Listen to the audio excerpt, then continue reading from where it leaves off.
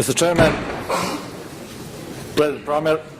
parliamentarians, distinguished guests, it's a pleasure to welcome you to the 30th Winter Meeting here in Vienna.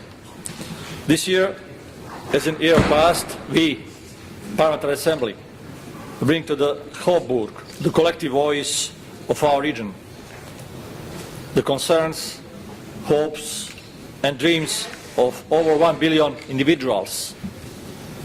It is precisely this diverse yet collective voice that marks the PA, one of the OSCE most important institutions, and is the source of the novel perspective, proposals and contribution to the OSCE as a whole. Dear colleagues, the Swiss chairmanship has recently outlined an ambitious agenda whose priorities are timely and relevant.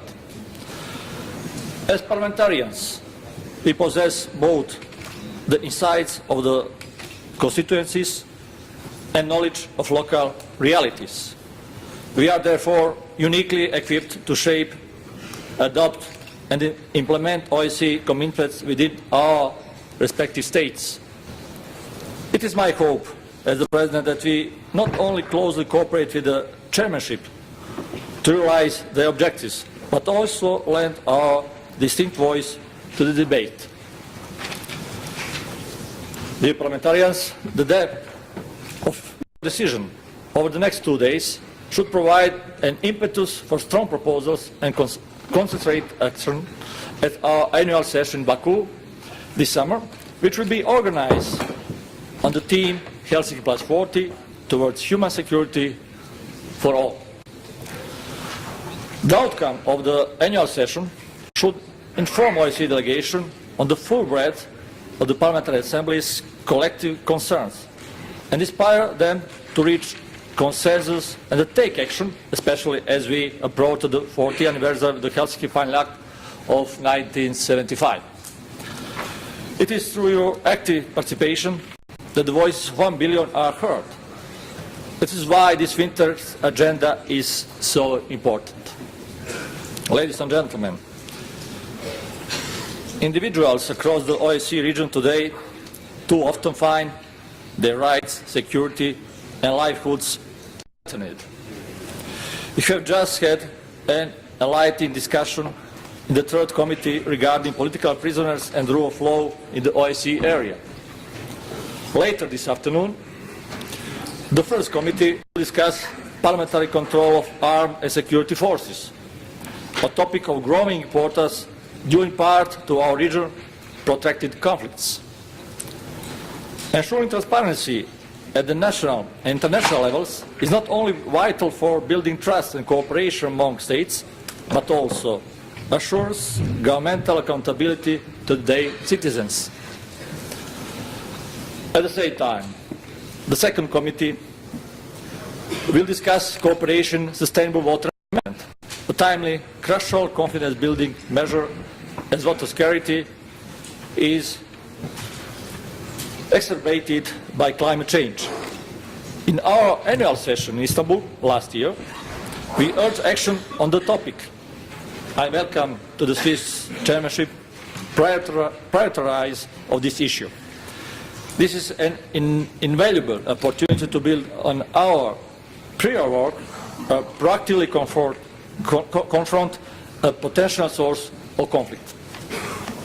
Dear colleagues, tomorrow, joint session will feature a special debate on the rise of extremism, radicalism and xenophobia. We must never neglect the mutual respect and equality, is the bedrock of our common security. The collapsing of economical stability may undermine the stability of the community as a whole. In such circumstances, security is rising again as an unavoidable topic, and the rise of extremism, radical movements and ideas became our reality. Such ambient is always a threat to all progressive values. We stand for providing a fertile soil for growing of intolerance. In the 21st century, parliamentarians must be the strongest missionaries of values. by facing the prejudice that still exists, thus paving the path for the development of an integration mechanism in the OSCE area. Dear friends, our written meeting agenda demonstrates that the challenges we face are not small. We must redouble our efforts to ensure the efficiency and the relevancy of the organization for benefits of all of its members. We can meet the new challenges in these very demanding times only if we are completely committed to our values. If we are consequently enhance our capacity, what will make us more equipped and ready to play an important role in the ever-changing international environment. Thus, ladies and gentlemen, I look forward to lively debate and hear your contribution on the aforementioned topics.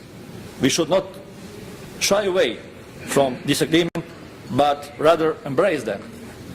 Our strength is not only in our diversity, but in our steadfast commitment to bridging our differences and reaching mutual understanding. While here in Vienna, I also encourage you to take the opportunity to strengthen relationships with your delegations and help them to positively integrate your unique perspectives into the work of the OSCE family. Our cooperation is vital to overcoming the immense challenges we face. Thank you very much, dear colleagues.